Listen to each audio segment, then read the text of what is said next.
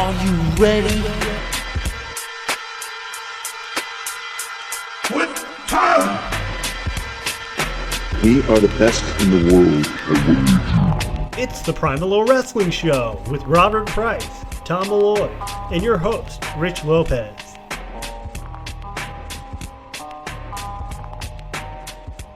Hello, everybody, and welcome to episode number 45 of the PriMalLow Wrestling Show. It is a sad day for us wrestling fans for two reasons. For me, one, obviously, a legend, Daniel Bryan, is retiring. Number two, football is over. Obviously, reason number one is more important to me as a wrestling fan, but before we get on with the show and we explain what's going to be on the card, Super Bowl Sunday just passed. What do you guys think of the Super Bowl real quick? I know Malloy isn't really a big into football, but did you watch it or anything? Yeah, I watched the whole game. I really was I was hoping for the Panthers, NFC, because I'm a big Falcons fan. But, whatever it is, what it is. Good seeing Peyton Manning, and the halftime show was...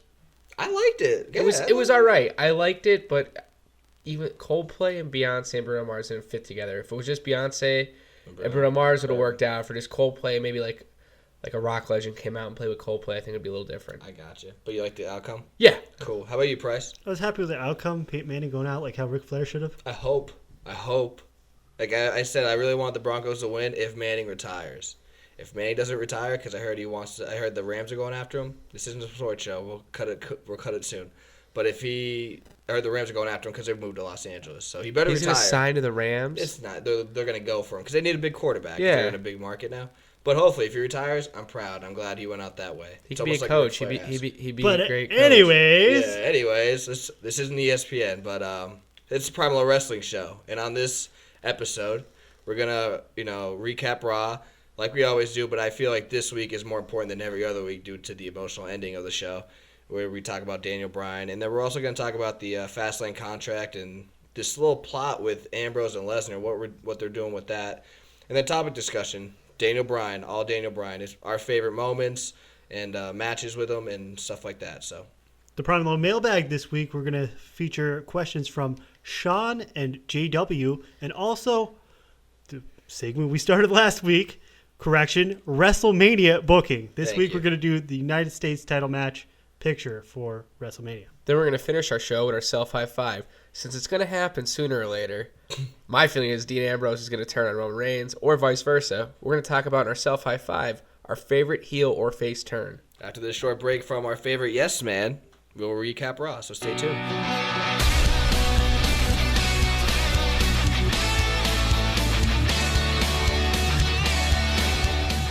I hope that's not the last time we hear that song.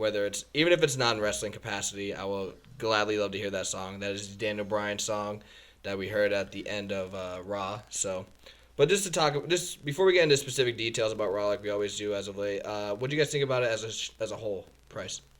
Not WrestleMania season worthy. Do you think it's really WrestleMania season yet, though? I feel like since the February pay-per-views and. I feel like you really can't do... It was okay for it being wrapped around Daniel Bryan, the 11 o'clock, them going to 11:26, which is probably a record if I'm not mistaken. You're probably right. But other than that, like for WrestleMania season, I consider it always right after Royal Rumble, since they say the road to WrestleMania starts. Mm-hmm. It's just not worthy. It's just like, whatever. How about you, Moy? Just an average Raw. I'd say a 6 out of 10, Yeah. Just an average Raw. Thank you for that base to 10 scale. But a lot of things happened. The Fastlane main event contract, which started off Raw, which I was kind of surprised. I thought that would be like the 10 o'clock hour, but I was wrong. What are they doing? What do you guys think they're doing with Ambrose just constantly in the mix with Lesnar, and like Reigns is kind of like just shoved to the side? What do you think's going to happen with that? Or did you guys even like that? Like, do you like Ambrose constantly contesting against Lesnar? Yeah, I definitely dig it. It's showing that Ambrose, it's making him be a bigger guy than he appears. It makes him stronger. He's crazy. Like, you can't beat up a crazy dude. Do you think that's a smart move by WWE, though? Making them... Because obviously the fans are just siding with Ambrose by tenfold now over Reigns. When I guess you could kind of say that when the match was first announced, it was almost, maybe not 50-50, but it could have been like 55-45 Ambrose's favor. Now I feel like as the weeks go by, it's like... It's a landslide of what the fans want. This is what I'm thinking. Unfortunately, I think Roman Reigns is going to win at Fastlane, and I think that's going to build to Dean Ambrose versus Brock Lesnar at WrestleMania street fight. I think that would be a great match. Yeah? Yeah. That's what I think it's going to build to because Dean Ambrose won't stop. It doesn't matter. He's going to get Lesnar. Okay. How about you, Price? What do you think? I believe this is a plot to build Ambrose to be a believable winner in this match against Lesnar and Roman Reigns, which they looked completely strong. And Ambrose is kind of like the guy who gets tossed around and loses all the time. Builds a little bit that you actually believe that Ambrose is going to win this match. That all three actually have a chance. Okay, Yeah. that makes more sense. Also, Ryback debuted a new look. I guess I saw, Price, you tagged me in the Instagram post that he had. It said he's getting his pants done instead of wearing like just all black like Goldberg and Steve Austin. He's getting an R on the front and the big guy on the back, which you did see on Raw. And it said getting rid of, or what did he say? Oh, getting my trunks embroiled or something like that so I don't get called Stone Cold Ryberg, thanks to all the wrestling marks. It actually kind of sounded like a heel, which I did tell you, I think, right? On Heels wear Facebook, I black. said it was well, not even that, because he kind of wore like a chrome blue, but that looked like a heel attire compared to what he wears with the spray paint singlet, you know? But obviously he was a face, and he faced off against Bray Wyatt. What do you guys think about the Wyatts? Looks like they've been looking strong as of late. What do you guys think about that? Since it's WrestleMania season and Bray Wyatt's had a pretty good WrestleMania run, even though he hasn't won every match.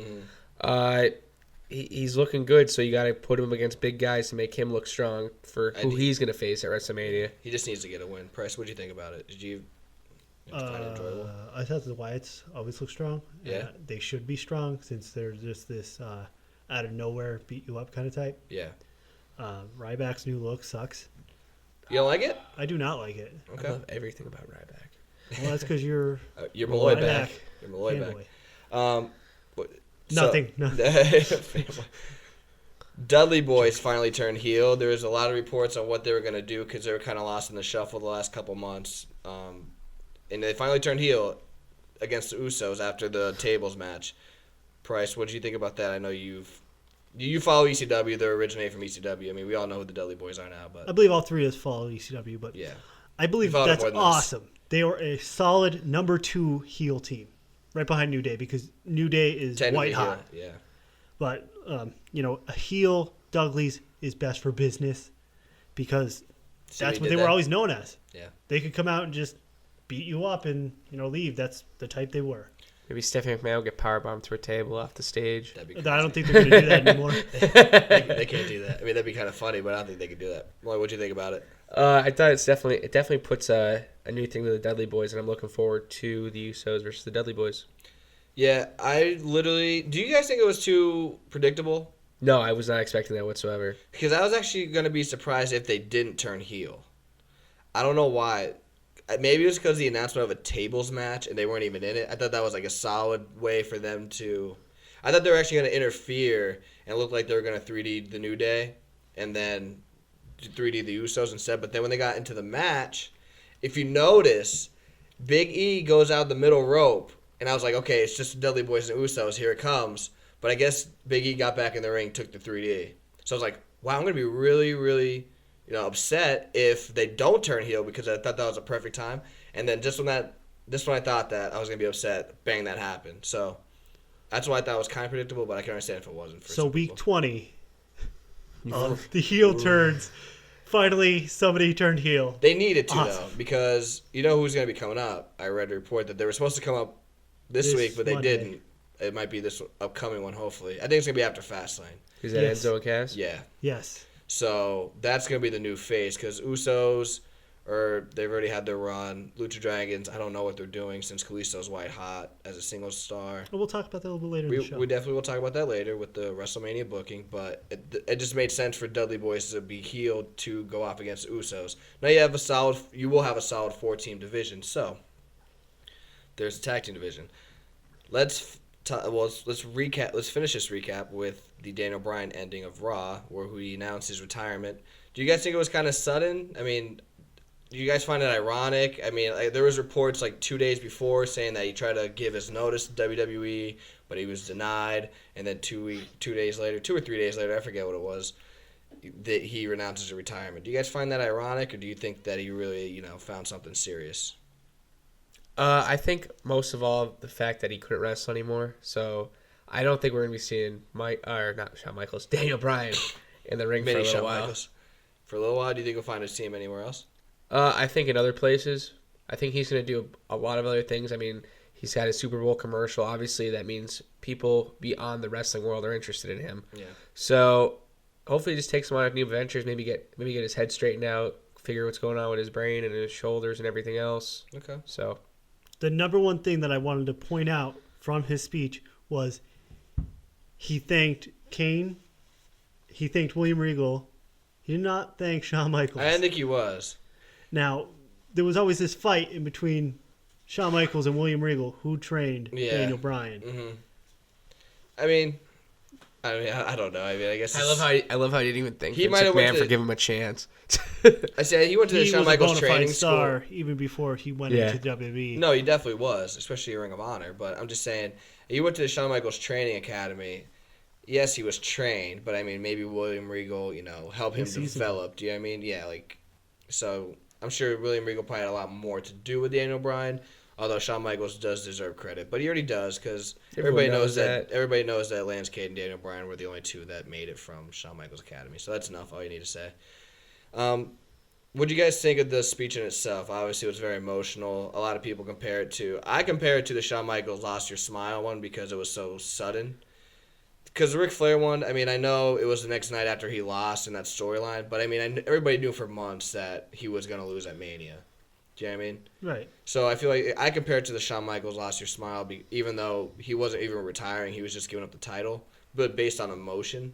If that makes any sense. Yeah. So what do you guys think about the speech? I felt as though the speech was it was very touching. It was a little too long, but still, it was very touching. And it hit me. I thought I was like gonna start tearing up during it. It's like it was very powerful the way he spoke to the crowd. I've considered it actually similar to the Ultimate Warrior speech. I mean, that was a very powerful speech. I can see that. I could definitely. You know what I mean? Like he talked about his life and everything else and the meaning behind it and how he thanked the fans and Daniel Bryan did the same thing. Yeah. Price, how about you, man? I'll sum it up in one word. Grateful. Grateful. Yeah. I guess I'll summarize my version in yes. No, that was too cliche. But no, it was very, very emotional, and he deserved. I know he definitely went over by like at least 15 minutes, probably 15 to 20. He came out at 11 o'clock. Yeah, but he definitely deserved it. Yeah, without a doubt. Number one. Number two, I said a joke to my girlfriend, even though she wasn't watching. When everybody started doing the yes, because he started talking about children, and he's like, that's what Bree says all the time. I'm just like, well, if he's not retiring, he's definitely getting fired. So I think that was just pretty funny. You could just see how like loving and like witty he is. Did you guys watch the celebration after? Yes. With all the Curtain call. The curtain call thing, yeah. Did you guys see about Cody Rhodes? They're saying Cody Rhodes was very, very unenthusiastic. He's like, obviously we can't see it, but he's doing yes like half-ass. Maybe Cody Rhodes feels that should have been his spot. No, I think him and Cody Rhodes are friends because a couple of months ago when they were asking who he'd want to feud with this year if he came back, Stardust was like number 3 on his list. I think he said Rollins, Ambrose, Stardust, and he said another person, but Stardust was on his list. I think they're just good friends. Yeah. They had wonderful matches when they were on SmackDown together. Exactly. So I think and you could tell, there's a gif of it, that's why. You could tell Cody Rhodes is crying, so you could definitely tell that he's gonna miss him. Yeah, maybe that was like his road buddy or something. It was really funny too, just to point out like the things after the celebration. Jericho has on a Social Outcast shirt. I found that hilarious. Well, did you see Kevin Owens? Kevin Owens has a New Day Day shirt. shirt. On. Yeah, New Day. That's how they're all boys in the back. There's no tension between them. That's awesome. It's awesome, but it's not. Yeah. I'm sure in another episode we'll talk about it, but there's no competition to push other people. Daniel Bryan did that, obviously. When we come back, that was the Raw recap, so obviously we just want to touch on that retirement from Daniel Bryan. But when we come back, we're going to continue the Daniel Bryan topic where we talk about his biggest moments in matches. So on the other side of this break, Daniel Bryan. Hey, I'm Rich Lopez from the PriMalLow Wrestling Show. Don't forget to hear our new episodes of the PriMalLow Wrestling Show on SoundCloud. Episodes are uploaded every Tuesday night. Thank you for tuning in. Welcome back to episode number 45. We are 5 episodes away from our landmark 50th episode. Whoa. Before we get into this topic discussion, I think it's time for our social media, which we'll reiterate in the next segment, but there's never too much social media advertising here. So Facebook and Twitter. Twitter handle is @PriMalLow Show. definitely, like us on there and interact with us. Also on Facebook, we have a group page and our actual official page. The PriMalLow Wrestling Show is our Facebook page. The PriMalLow Wrestling Show group is our group page. There's a lot more interaction on our group page. So if you want to be more interaction based, follow that one. If you just want to hear updates on our episodes and stuff like that, follow the official page. We're also on SoundCloud and YouTube, where you can hear our episodes weekly. PriMalLow Show, at PriMalLow Show, for the SoundCloud, and then just search any episode, the PriMalLow Wrestling Show episode of your choosing on YouTube. And then, do you want to do the Blogspot? Oh, we have Blogspot. It's the PriMalLowWrestlingShow.blogspot.com. Call Me Crow just put up a new blog this past week. You should catch it out. It's great. It's about the Royal Rumble, and it gives you an inside look from a woman's perspective. Very, very good. Now, on to the topic discussion. Daniel Bryan, who is also very, very popular in the social media world, the IWC. Yes. Yeah. Yes, indeed. Malloy, what are you going to remember most about him? What were your favorite moments? What were your favorite matches? And then after that, we'll talk into the WWE creative aspect of it, I guess. Me looking at Daniel Bryan, I don't know. I felt like just when I first started seeing him on the first unfortunate season of NXT. What do you mean unfortunate? I think that was the best season. Do you? I mean, no. I mean, the way it was built up. I never understood it. I agree. So I mean, from there, I saw Daniel Bryan. I'm like, who is this little guy? So I did a lot of research on him. I got to watch a lot of great matches he had with Jericho. He had a good match. Well, yeah. NXT. Yeah, but I'm talking about before that, Ring of Honor. Prior. Oh, to my WWE. bad. Oh, my Yeah, bad. I thought you were talking about NXT because he's talking about NXT. He's talking about IWC here. I'm sorry. Yeah, but I thought that was cool. A lot of his matches in Ring of Honor, his matches with CM Punk prior to WWE. The thing I'm going to remember the most is the whole storyline with him versus the Authority. From that SummerSlam to WrestleMania, he literally was in a feud with the Authority, besides a little breakup with the Wyatt family. Yeah. And my first actual feud, too, was him and Big Show. I thought that was actually an interesting feud. That was a cool one. That's probably the one that put him on the map. Yeah, that's when the S-Chance started. That's what I'm saying. That's when it started. I remember I called that in the Rumble. Remember that when he started coming out? I'm like, he always says yes, and that's all he says. He does. And then WrestleMania 28 happened, and then you just see the white sign, the white paper with the yes in it, and they're just doing this. I'm like, well, that caught on quick, and then the next day it was just a blow up. But before you get into your matches, just go with moments. We'll continue with Price. I just wanted to point out that this was kind of altered due to Tommy Walsh, one of our fans. I do apologize about that. Tommy Walsh, I mean, we did have this on the script, but we didn't want to leave you out. We know you're definitely intrigued in this. So, I mean, if you want to get involved, you always hit us up on the group. Like we said before, just rewind about 5 minutes. And he's an original listener, so we definitely want to hear from him. OG. Tom, what are your favorite matches and moments from Daniel Bryan? How you doing? I want to see that tonight. Go ahead, Price. Sorry. Anyways.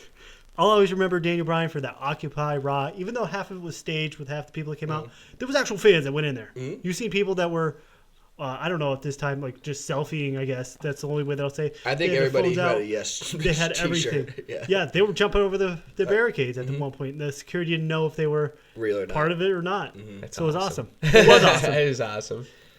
But anyways, I always remember that. I always remember him versus Bray Wyatt in the steel cage match, just how the fans were insane. That was the loudest yes chant that I've heard that was organically, unlike this one for his retirement. Everybody's caught up in the emotions, so of course everybody's going to do it. Okay.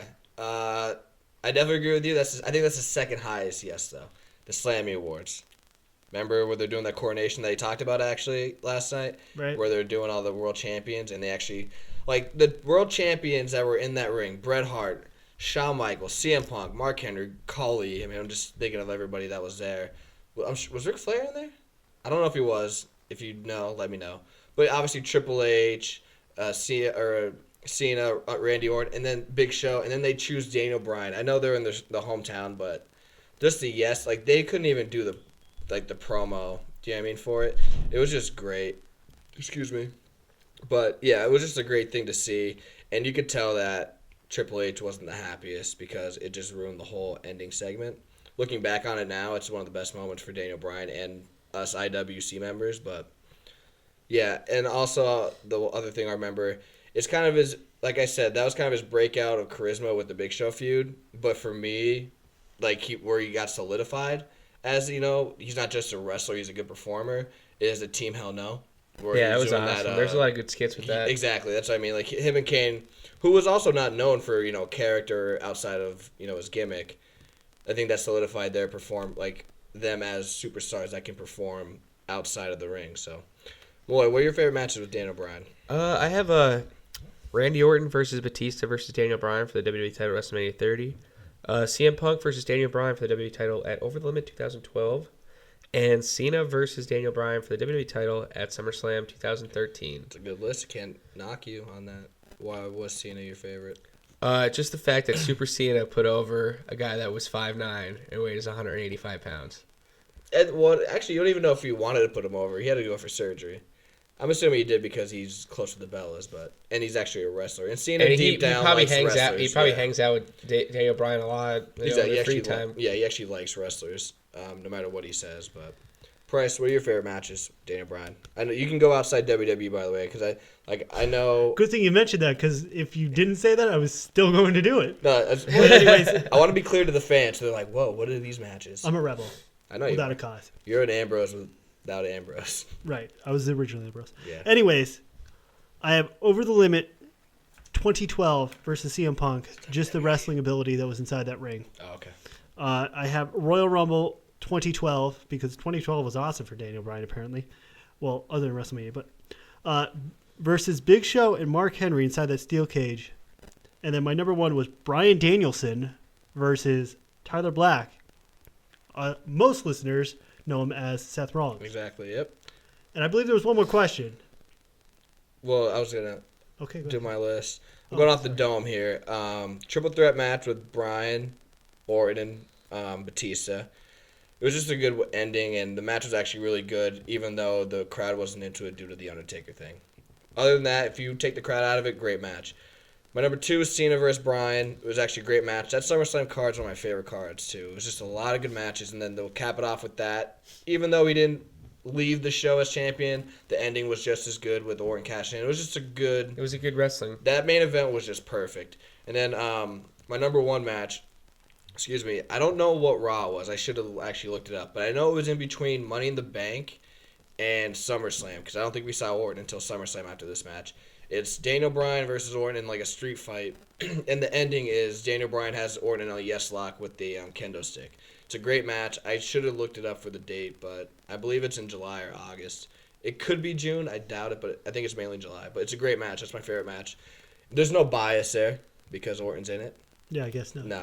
But Daniel Bryan's a great performer too. So a good match to watch too, if you're a Daniel Bryan fan, is I believe it was 2002, John Cena versus Bryan Danielson out of Really? Velocity. I heard about that. It was a really good match. It actually mimicked their SummerSlam match. They probably literally looked at it and A lot of their holds. Yeah, it was a good match. So if anyone out there wants to look it up on YouTube. Last question. I forgot. I skipped it on accident. Favorite feud with Bryan? Favorite feud? Yeah. Probably Daniel Bryan, Triple H. Okay. I had mine as Seth Rollins, a.k.a. Tyler Black, because how far back it went when they had it in Ring of Honor, and it even pressed into WWE because they have many pictures. Even when Seth Rollins was heel, and when Daniel Bryan was heel, and then when they were vice versa, they always had a handshake. Yep. And they would have had a feud too if they had a chance at WWE. They would have tore the house. Yeah. Really cool just to see, like, not break kayfabe, but you know that they just had so much respect for each other as performers. Exactly. Mine's with the Wyatt family because that's actually probably one of my favorite matches. I might kick out that Cena match. Bray Wyatt versus Daniel Bryan at Rumble 2014. I apologize. On the fly, I told you. But that's my favorite match of that year probably. But yeah, I love that feud with the Wyatt family. It's kind of sucks for me because that authority angle with him was so good. I didn't understand why they didn't wait for the Wyatt family one till after Mania, it probably would have gained a lot more steam and they could have went a lot further with it. Yeah, you could even have Wyatt going for the title and stuff. Yeah, but I liked it for how short it was. So, okay, so the final question on this Daniel Bryan topic discussion is the WWE side. As you know, for approximately 10 or 11 months, they've sidelined him, evaluated him, and 2 independent doctors have cleared him, but the WWE doctor did not. So there's a lot of, attention on Daniel Bryan's party saying that he could be used, but why is he not cleared? But obviously, based on that last test last week that he wasn't happy about, it showed, the results showed that he has brain damage, not to the obviously severest extent, but there's damage where he can't perform anymore. So do you think WWE is kind of justified by holding him out this long and seeing what happened in the end?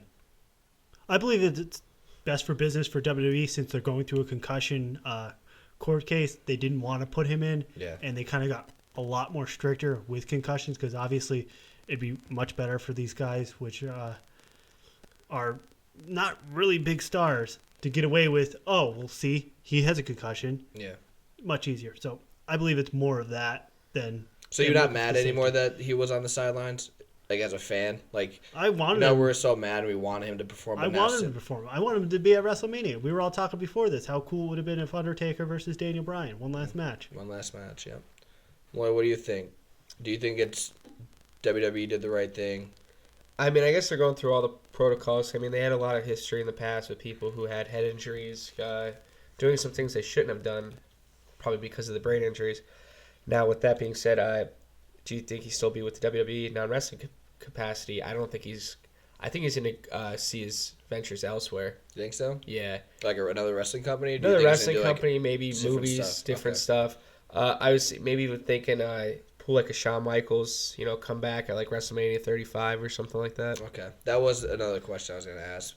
Malloy touched on it. I don't want to cut him off. So, Price, do you think he's going to do anything non-wrestling related? Yes. And do you think it's going to be in WWE, or do you think it's going to be... In WWE, it'll be for commercials. He's at a point where he can do whatever he wants to. Yes, it's just caught on such a pop culture thing. Yeah, I got you. I do think he will be doing non-wrestling in WWE because Brie's there. And I think if he wasn't with Brie, he would go to probably Ring of Honor, I think, personally. But I think this last result kind of hit him in the chest, and now he knows that he really can't wrestle. I think he's accepted that, like he said. It's almost like the Edge thing. Like, Edge knew he couldn't wrestle because they told him he couldn't. I'm assuming doctors told Daniel Bryan he couldn't. And I think he's going to become... I don't know if he's going to be a trainer.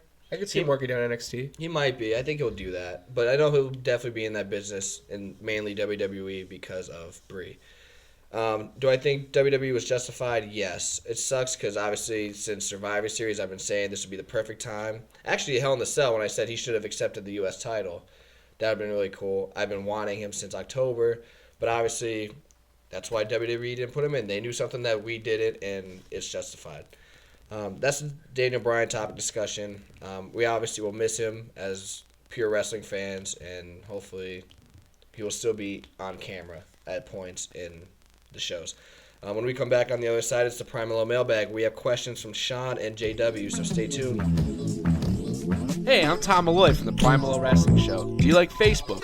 Do you like wrestling? Like our page, search the PriMalLow Wrestling Show. Enjoy.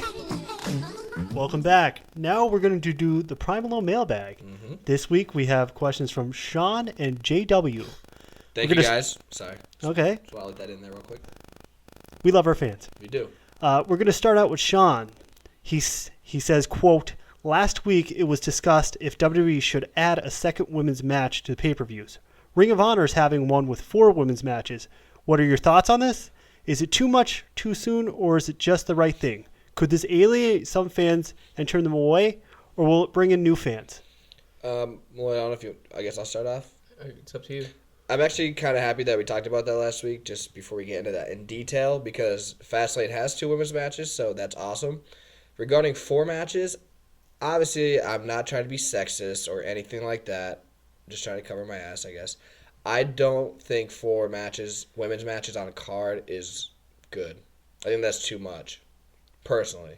And the unfortunate thing is, too, is that all it's going to do is take... If one match is underperformed, that's going to, damage the women's outlook, like the women's matches outlook to the fans, if that makes any sense.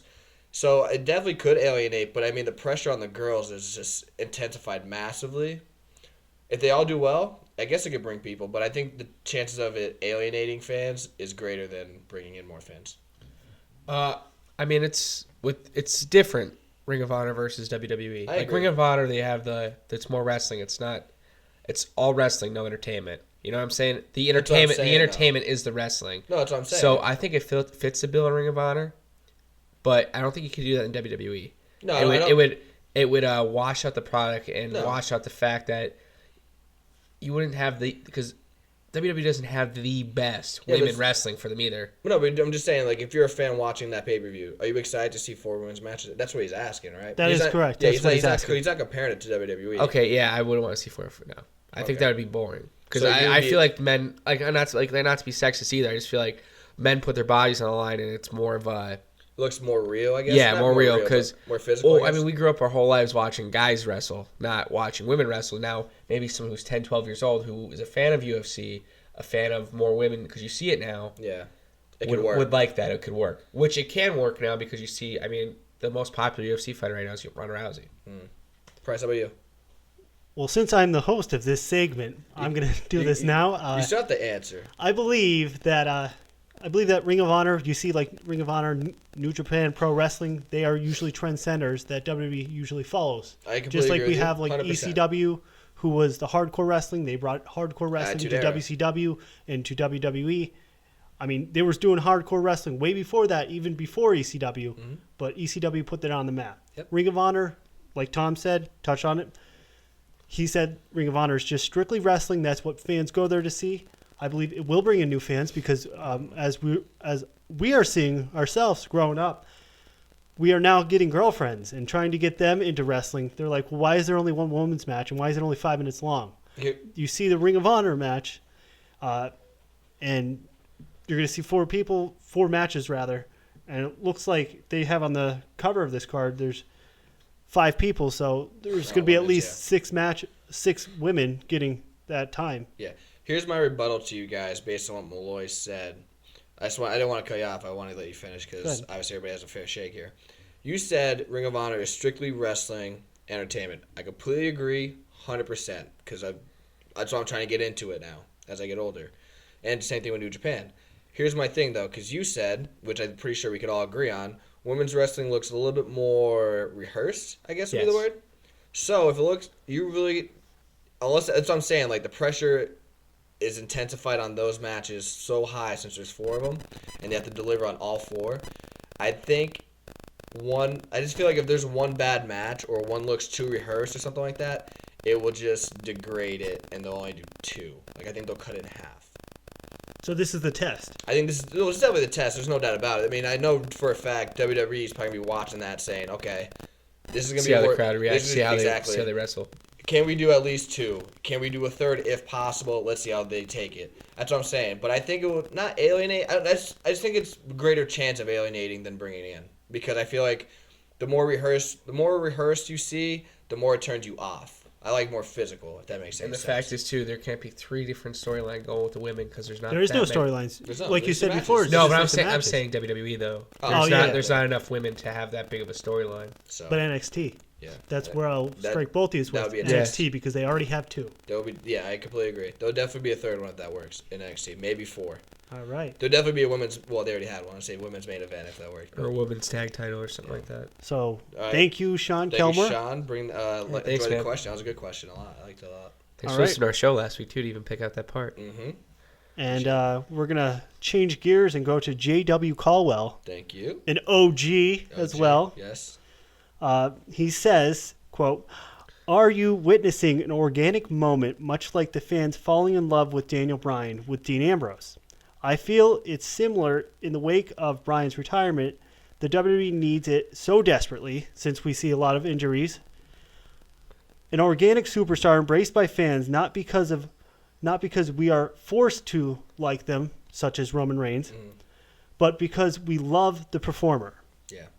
Thank you for that question, because that's obviously that's a big topic. I feel like that you could just ask every week, especially with the fact that they're trying to find the next Cena, and they're going to force somebody down our throats, i.e. Reigns. That's the thing with Reigns, too. He could definitely perform. He's gotten so much better. It's just the fact that it just doesn't feel natural to us. Yeah. With Ambrose, like JW said, it's organic. And that's why I said when this triple threat was first announced, it's gonna be very unfortunate because Reigns is probably gonna be the winner, but he's gonna be the most heelish one. Ambrose is already over. The way he's facing off against Lesnar, he's getting more over, as you could tell from last night. It's just organic, and it's always been organic since the Shield breakup. It's always been Ambrose as the most over. So you believe this is another form of like Daniel Bryan with Yes. the fans. Okay. But I feel like the thing is with that, though, is I feel like WWE Creative never wanted Daniel Bryan to be the fans. It was just literally just the fans, like the popularity that he had for the fans made him get to that level. Like, no matter what Creative tried to do, the fans always had an input on Bryan. With Ambrose, they like Ambrose enough to give him that nudge. Do you know what I mean? If that makes any sense? Yes. Like, I feel like the authority angle, for example, with Bryan, he was over. They wanted to kill him. Not literally kill him, but I'm saying kill the storyline. They finally did it. They put him with Wyatt. And then Wyatt killed him. But then the Occupy Raw came because the fans just wanted him so much, if that makes any sense. That makes I feel sense. like Ambrose, he would go over Wyatt if he had to on Creative's terms. If that, you know what I mean? Like, Creative likes him enough to put him over in some feuds, if that makes sense. That does. But it's still organic because the fans naturally like him because of how he acts. I'm one of them. You know what I mean? So I guess this is the next one. I can't think of anyone that happened after Bryan. Cesaro. Cesaro, but he kind of fell off the map. Yeah. But when he comes back from injury, I think he's going to be a very, very big I think hit. Rollins is going to be the biggest hit. I Well, really Rollins, do. yeah, but Cesaro too. Like, he'll be great in the Intercontinental scene, and the Cesaro section. I mean, that's not WWE creative. That's like you said, it's an organic creation by the fans. But do you think? I think Ambrose is the highest. Oh, highest, yes. Yeah. But I'm just saying, as another wrestler, Oh, okay. being a There's part of the no- organic, I say him. Maybe Kevin Owens. Owens The- always the gets a fans pop did. for the entrance, but after that, because of his actions in the ring, which everybody loves, Yeah, he's obviously gonna get books. He's a Right. heel. because he's that good at it. Sin Cara too, or not Sin Cara, Kalisto. He's not. I think that's kind of forced down I our think that's throats forced because Now of- it is, yeah. Ever since he was organically over in that tag match, but Oh, then yeah. after that, it's like, oh, he did something cool, so we're gonna force feed this guy down your yes, throat. I agree with you, Tom, and Why are you saying that me? Like, I know because that. it's you. But I You're know the one that said that. But I never said they should push him. I said that was a great spot. I know, but this is our rivalry. I got you. I understand. But I'm just saying, like, anyways- I've never said push him to the title. Like, I said that he's good. That was a good spot. and he But just- anyways, do you believe Ambrose is organic? Yes, Yes. do you think he's the hottest organic since Bryan? yes, Okay. because I think he would be. He's just amazing. I don't care. No, I just I'm a like- part of the Ambrose Asylum. I'll tell you right now, if Owens was face, I don't know if he'd be as hot as Ambrose was, but no, I that'd believe be. he needs to be a heel. No, he does. He just has the fit. He has the billing of a heel. But I'm saying if he was ever face, he would probably have a great organic following because he has that same attitude. But he's just a lot more cockier than Ambrose, so that's what makes him more of a heel. I believe he's probably more cocky than Ambrose is in real life. Too. No, I know, but you have to be. That's Yeah. a good character is always yourself multiply Magnitude, yeah. Right. Owens is living proof that you could lose every single week and still be over. Yeah, True. fact. Well, I think they're just setting that up. He's going to win at Fastlane. Side note. But Well, go ahead. what my thoughts are on this is I believe that Ambrose is organic. I've been with Ambrose since he came in. I've watched some of his stuff prior to this, like we stated before with him and Luke Harper and other people. Cesaro, right? Cesaro, thank you. Sorry, I was trying to look at our battery time. It's okay. But anyways, I believe that's Ambrose is going to be the next big thing. Not I'm telling not big No, not Brock Lesnar, irony. Here's the thing, especially if he wins that triple threat, because you know for a fact they just booked him in just to make it look realistic, so it could be 2-on-1 at times against Lesnar. If he actually wins, which I still think is a very slim chance, you know for a fact that the fans got behind him so much that they altered their minds to change from Reigns to Ambrose. Yeah, I mean that's what whole reason I'm going to watch Fastlane just to see the result of that match. I might not even watch the whole pay-per-view till that match. Yeah, go. What? No, nothing. I was just, I'm agreeing with Tom. I believe that that he will get over it fast. Oh, okay. I mean, I hope so. I really do. But I guess we'll see. I feel like the other... I'm trying to think of somebody from NXT that could happen organically. I guess it's really hard because everybody gets... Bull Dempsey was until he got released. No, I believe that American Alpha with Jason Jordan That and happened Chad organically. Cable. I agree. That's it. Enzo and Cass, maybe? You followed NXT longer than me, but They are OGs. they really are. But yeah, I mean, it's going to be interesting to see, especially what they're going to do with Ambrose or Reigns when Rollins, Cesaro, Cena, potentially Orton come back. Notice I said potentially. Potentially. We'll talk about that in later episodes. But yeah, so. Well, thank you, JW. Thank you, Sean. We love your questions. If you ever want to submit a question to us, you could do it on Twitter, Facebook, SoundCloud, Blogger, YouTube, Anything. or We'll you take- could just text us or call us. Definitely. Find us on the corner. Yeah. But when we come back, will be our next segment, WrestleMania booking. We'll see where the United States title match picture will be. WrestleMania. Hi, I'm Robert from the PriMalLow Wrestling Show, here to tell you about our Twitter account. Follow our page at PriMalLow Show for fan interaction regarding professional wrestling. Thank you, and we can't wait to hear from you. It's the most wonderful time of the year. That is WrestleMania season for me, not Christmas. As you guys know, last week we started a new segment just because it's WrestleMania, I guess, season. WrestleMania booking, and that what we're gonna do is we're gonna give our version on how we would book matches that we think are gonna almost be like a guarantee. Last week we did Undertaker, where I had Kevin Owens as an opponent. Who did you have? I forget. You had Sting, right? Yeah, Sting. Price had Sting, and then what did you have? Do you remember? I don't remember. Oh, Strowman and Wyatt. Oh, I had the whole Wyatt family That's versus what him it and Lesnar, yeah. That's what it was. And I had Kevin Owens as a backup at Reigns. But this week is the United States Championship. The reason why I know it's like the biggest leap of anticipated match to probably like one or first or second match on the card. Found it intriguing that Sin Cara came back. So his tag team partner's back. And he's facing somebody that's in a faction at Fastlane for the title. So like I feel like it's a lose-lose for whoever wins now. Do you know what I mean? Right. So I'm interested to see on how you guys book. Now, it doesn't have to be Kalisto or Del Rio, which even though we probably think it's going to be one of those two going into WrestleMania as champion. But, Price, we'll toss it to you first. Who do you think – just give me the match and explain how you have it planned out. I have an all-night long match versus Austin Aries. That's a dream match because I believe that Austin Aries is good enough to work. Anybody that's not familiar with an all-night long match, that's an Iron Man match. Okay. So that would probably be like, They would call we'll say that- 30 minutes. Hey, with who? Kalisto? Yeah. So you're gonna name Keep it him all. Kalisto, and they're going to have 30 minutes at WrestleMania on the pre-show. Are you crazy? No, I'm completely sane. However, that match, unlike that He's match, Sami Zayn. unlike that match, which will be crazy. If that match ever happens, it definitely will be crazy. Kevin Owens picking up the title on a Raw from whoever wins at Fastlane to go on to face Finn Balor at WrestleMania in a ladder match. Really? Even though the Finn Balor is injured now? Fiddlesticks. We're tossing to Sami Zayn, right? Yeah. Sami Zayn, there you go. Which I've called. AJ Styles. AJ Styles getting his AJ first Styles. title at And I believe he eliminated him. Yeah, I was gonna. Well, that was actually my original plan. I just don't think Kevin Owens will win on a Raw, and I think he's gonna go for the IC US. It'd be a step down, personally. I have. Do you want to say anything else, Molly? I'm sorry. No, that's all I really have I on that. apologize. Intercontinental title was a 7-man ladder match last year. Ooh. Yeah.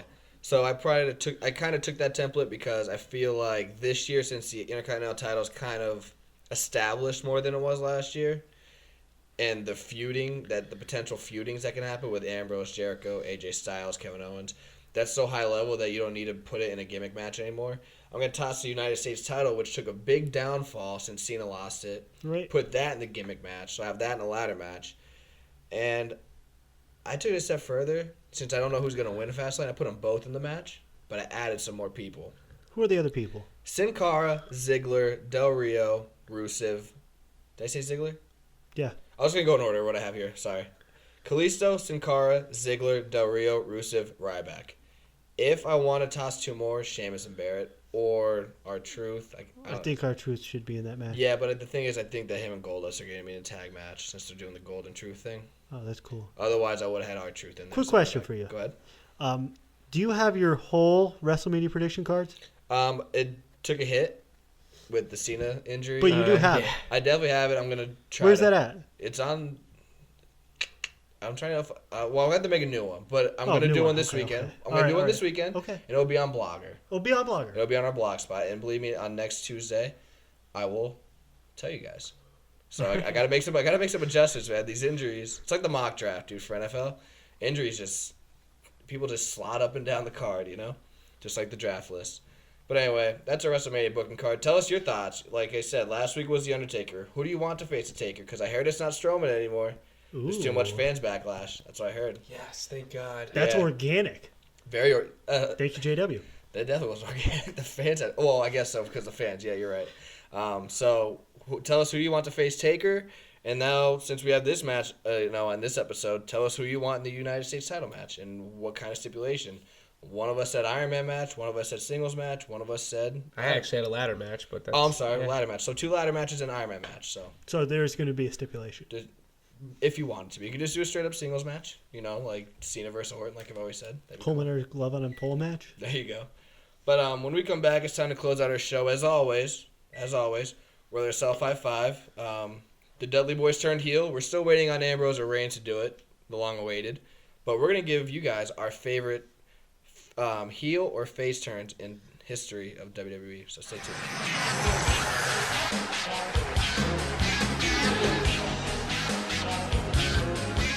Welcome back. I just want to make a quick correction. Not just history of WWE. It could be WCW or ECW too for the heel turns.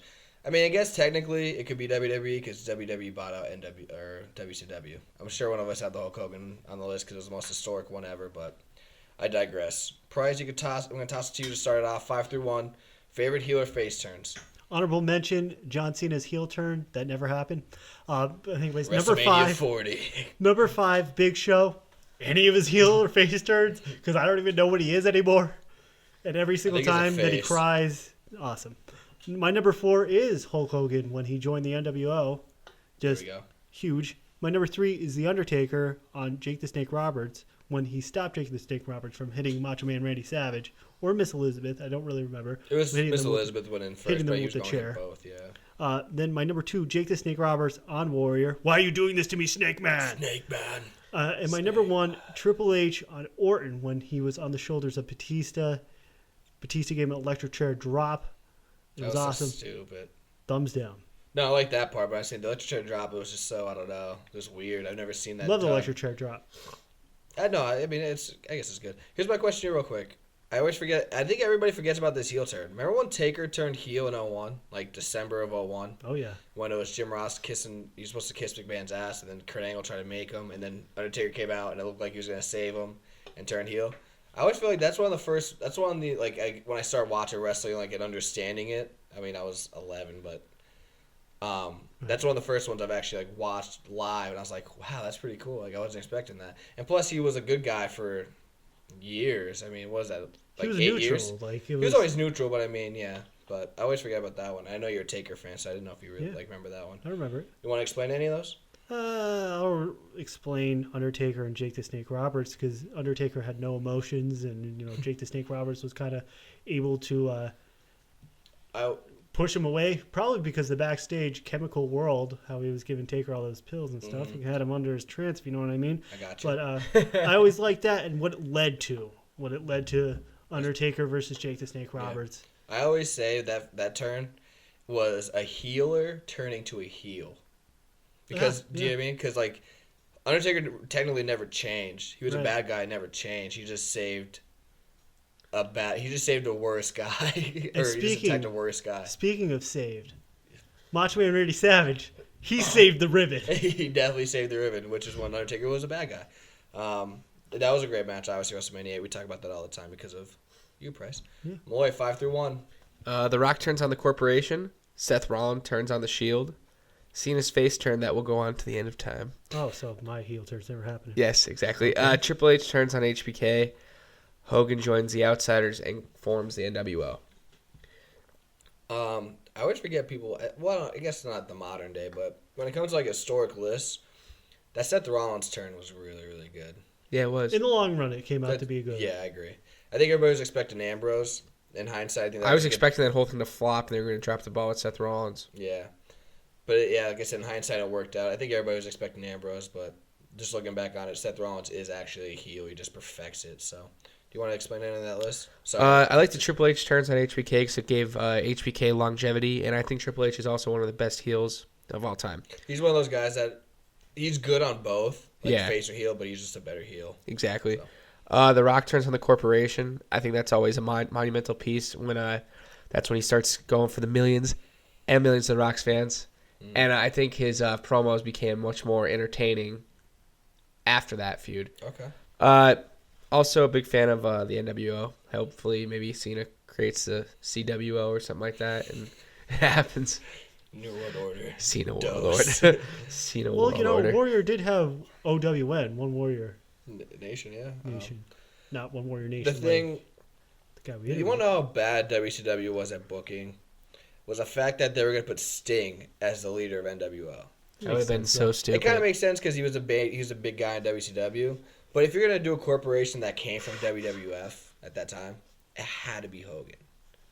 You know what I mean? Like, well, it makes sense. I understand the shock turn, I guess, it would have got with Sting, but I think just Hogan turning heel after like 14 years, just awesome. Wait a minute. How many years have Cena been in WWE? Since 02. 14. It's coming. It's coming. 2016. Yep, the turn. The turn. My 5 through 1, number 5, Chris Jericho turning on HBK in 2008. Jericho was another one that's always better as a heel than a face. And I really want him to go heel now because I feel like every single time he talks as a face, he's hosting a rock concert, which I've been saying. Right. So I just can't wait for him to be a heel, talk like this. I'm the best in the world at what I do. I just love how his mannerisms are just great.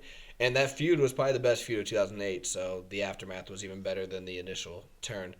Number 4 is Andre the Giant turning on Hulk Hogan in 1987 to set up WrestleMania 3. Andre the Giant was a face. He was the head of pretty much just wrestling everywhere. You know, he was the territory guy. You would take your number one guy in your specific territory, and then Andre would come in and go against him, and everybody loved Andre. Didn't even care that he won. They didn't even care who won or lost. It was obviously Andre the Giant won because he was undefeated going into WrestleMania 3. And Hogan, you know, this guy that everybody loves. And I think the amplifier of that heel turn was Bobby Heenan, who was just notorious as a heel. And it just made that chemistry with him and Andre so much better. But that WrestleMania 3 doesn't happen if he doesn't turn. And WrestleMania 3 pretty much changed the landscape of wrestling, you know, 93,000 fans and stuff like that. So that heel turn was very, very important in the, I guess, longevity of WWE in general. So my number 3, I know a lot of people hate this. Even Stone Cold, I think, has said in his documentary that he really thought it was, in hindsight, looking back, he wouldn't have done it. But Stone Cold, I have 2, I guess, because he remained heel in that short, like, 1-week face turn. Stone Cold joins Mr. McMahon at WrestleMania 17 against The Rock. And then, you know, when the invasion angle came, all WWF guys were face. But he tried to keep that heel, you know, like, momentum going. And then he joined the invasion. It's all, I guess, in stride. So I just thought that was the same exact thing. But I love Austin, who, you know, was known for driving trucks and all that stuff. He just sides with McMahon. He starts playing guitars for him, you know, helps his headaches and hugs him all the time. It was just the opposite thing, and it just showed how good of an entertainer he actually was. You know what I mean? Yeah. Jimmy crack corn and I don't care. Yeah. Number 2, like Malloy said previously in his countdown, I have Hulk Hogan joining the NWO. It just made sense for me. Biggest star in WWF joins the 2, I guess, like, hottest things from WWF that just came over, so that was good. And then my number 1, it was just my first heel turn that I ever saw. It was on Coliseum Home Video. Shawn Michaels turned on Marty Jannetty in the barbershop in 1992 and spawned the singles career that is the greatest ever, in my opinion. I know a lot of people say Ric Flair. Of our era, at least. Of our era. I would even understand if somebody said Shawn Michaels heel turn in 05 where he faced Hogan because that was something new and it was awesome. Yeah, that was a good one. But yeah, I like the one with Jannetty. I just wish they had a feud that lasted long than a Raw episode. Watch what you say about Marty Jannetty. He might talk bad about us. Yeah, he might say I might have kids that aren't mine. But we are the PriMalLow Wrestling Show. Social media, I think we plugged it enough, but why not do one more time? We're on Facebook, Twitter, SoundCloud, Blogger, and YouTube. Facebook, we have a group page, an official page, PriMalLow Wrestling Show group, and the PriMalLow Wrestling Show. Just search it, follow it. Twitter, our Twitter handle is @PriMalLow Show. And then SoundCloud and YouTube, that's where our episodes are uploaded every week. You can just go there. SoundCloud is PriMalLow Wrestling Show. And then YouTube, you know, just the PriMalLow Wrestling Show and then whatever episode you want to listen to. And then Blogger. We just got a new blog. From Call Me Crow. Yes. And also, you're going to be putting up your WrestleMania I will be putting possibly? up my... Yes, I'm going to try to. I'm going to try to do it before Fastlane, so it's more of a prediction, you know? So, hope you guys enjoyed episode 45. You know how we got to end this show. Yes! Yes! Yes! Yes! Yes! Yes! Yes! Yes! Episode 46 next week. Thank you guys. Yes!